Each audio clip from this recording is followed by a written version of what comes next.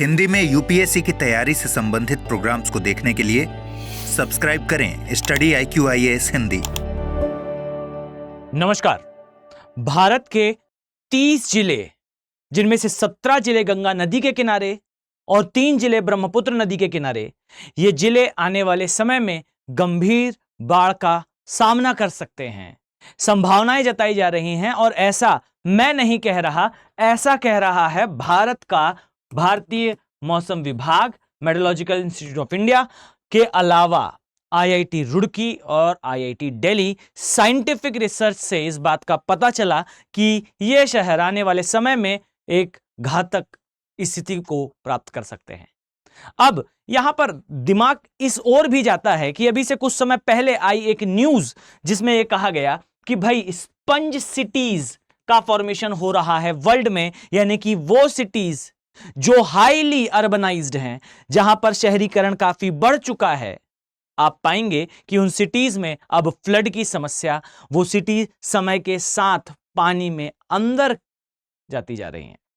अब इन सारी न्यूज़ेस के बीच में जब ये रिसर्च सामने आई जिसमें दावा करा गया, बेसिकली कुछ इंस्टीट्यूट्स जो प्रोमिनेंट माने जाते हैं इंडिया में, जैसा आप पाएंगे कि जो IIT दिल्ली है, IIT रुड़की है और भारतीय मौसम विभाग है पुणे के द्वारा, इसमें यह रिसर्च में बताया गया कि भारत के, जैसा मैंने आपको बताया, 30 क्षेत्र अति संवेदनशील कैटेगरी में आते हैं। 4 कैटेगरीज बेसिकली डिसाइड करी गई थी, उनमें से 2 सबसे ज्यादा संवेदनशील क्षेत्र हैं, वो 30 ऐसे भाग हैं, 17 गंगा और बाकी के जो 3 हैं वो ब्रह्मपुत्र के आसपास। इसमें सबसे ज्यादा जो संवेदनशील क्षेत्र बताया गया वो बताया गया बेसिकली बिहार का प्लेस पटना। इसके अलावा जो सेकंड स्थान में रहा वो था भाई मुर्शिदाबाद, ये आता है बेसिकली पश्चिम बंगाल में, और तीसरा स्थान रहा बेसिकली महाराष्ट्र के ठाणे का। अब इन क्षेत्रों में आप पाएंगे कि समय के साथ बाढ़ के लिए और भी ज्यादा घातक स्थितियां देखने को मिल सकती हैं। आप पीछे एक मैप दिया हुआ है, जरा इसे ध्यान से देखें, आप कुछ चीजों को नोटिस कर पाएंगे। जरा इस पर फोकस करिए कि जो क्षेत्र आपको गंगा नदी के मैदान के आसपास दिखाई दे रहे हैं, जरा इन पर गौर करें। आप पाएंगे कि ज्यादा शेडेड, ज्यादा डार्क कलर में आपको दिखाई दे रहे ये क्षेत्र वास्तविकता में गंगा नदी के आसपास है। कारण आप शायद जानते हैं, बारहमासी नदियां, खासकर हिमालय से निकलने वाली, अगर मैं आपको मैप पर दर्शाऊं तो इस प्रकार से आपको कुछ नदियां दिखाई देंगी। जैसे यहां आपको गंगा मिलेगी, इसके पश्चात आपको यहां ग्रामगंगा, गोमती, घाघर, गंडक, कोशी, महानंदा का जाल दिखेगा। कुछ उसी प्रकार से यहां आपको यमुना दिखेगी, चंबल दिखेगी, सिंध, बेतवा, केन और सोन दिखेगी। ये वो नदियां हैं जो नदियां वास्तविकता में भारत में कही जाती हैं कि ये जीवन रेखा हैं। आप पाएंगे कि ये जीवन रेखा आज के समय global warming, climate change, highly urbanisation, नदी के किनारे बड़ी सिटीज का फॉर्मेशन, ये बढ़ रहा है धीरे धीरे अर्बन फ्लड की ओर, शहरी बाढ़ की ओर, जल भराव की ओर।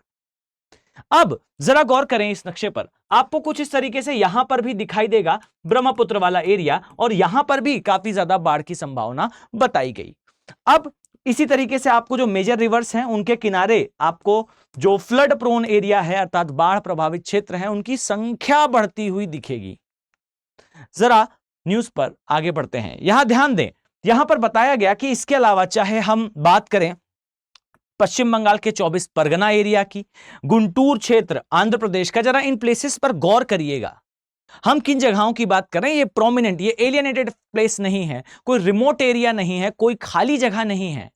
यहां पर हाईली पॉपुलेशन डेंसिटी है, जनसंख्या का घनत्व ज्यादा है। आप ध्यान दें तो आपको दिखाई देगा पुणे, इसके अलावा आपको नागपुर वाला एरिया, गोरखपुर उत्तर प्रदेश का एरिया, इसके अलावा अन्य क्षेत्र जैसे बलिया, यूपी, चंपारण, बिहार, ये क्षेत्र आने वाले समय में काफी बड़ी फ्लड का सामना कर सकते हैं।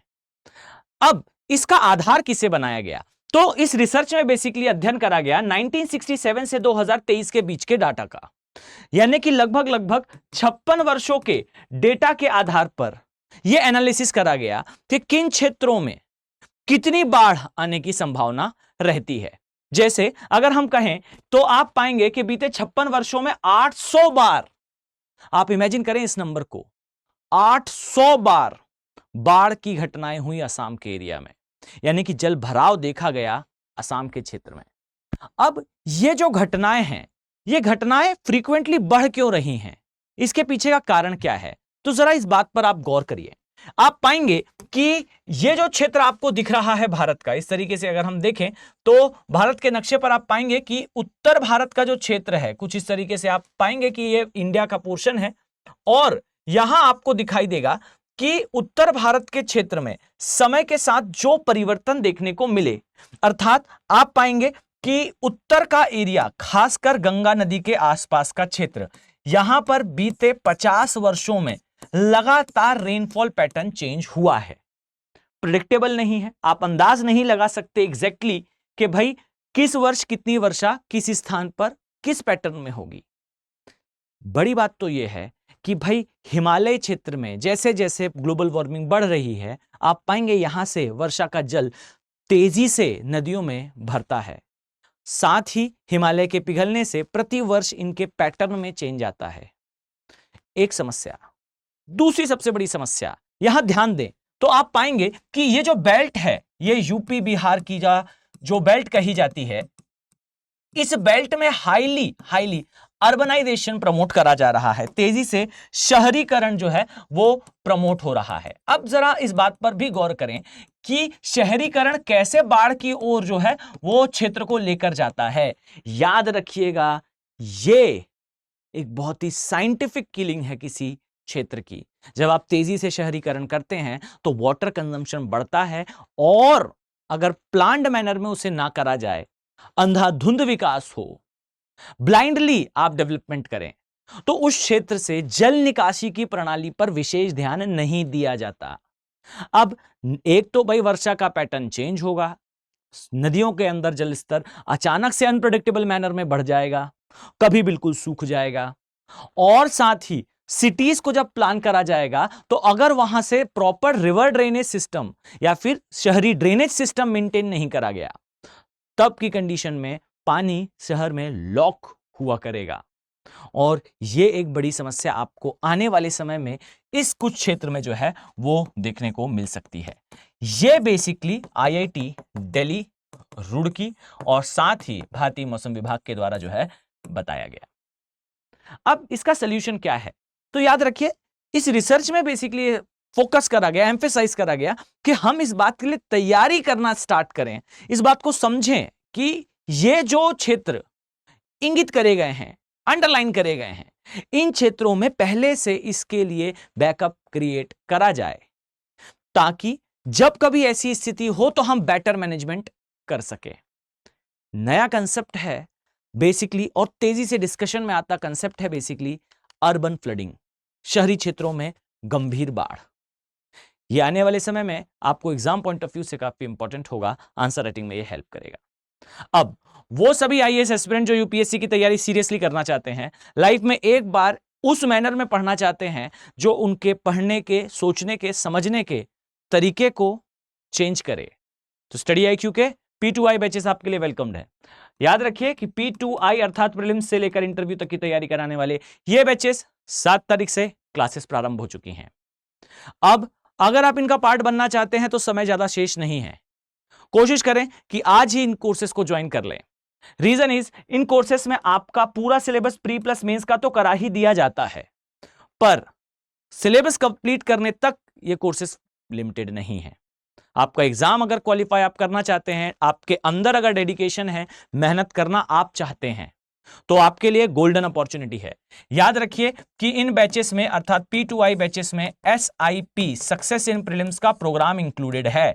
अर्थात अगर आप ये चाहते हैं कि आपका प्री 100% क्वालिफाइड हो, तब के केस में आपका प्री का सिलेबस आपके प्री आने के पहले एक तो P2I बैचेस में नॉर्मली डेली 3 आवर की क्लास में कवर होगा ही, प्री भी होगा, मेंस भी होगा, बट प्री आने से पहले पूरा सिलेबस पूरी गंभीरता के साथ उन टॉपिक्स को फोकस में रखते हुए जो एग्जाम में आएंगे ही, जैसे मैपिंग, जैसे कृषि, ऐसे बहुत सारे टॉपिक्स अलग से कवर कराए जाएंगे।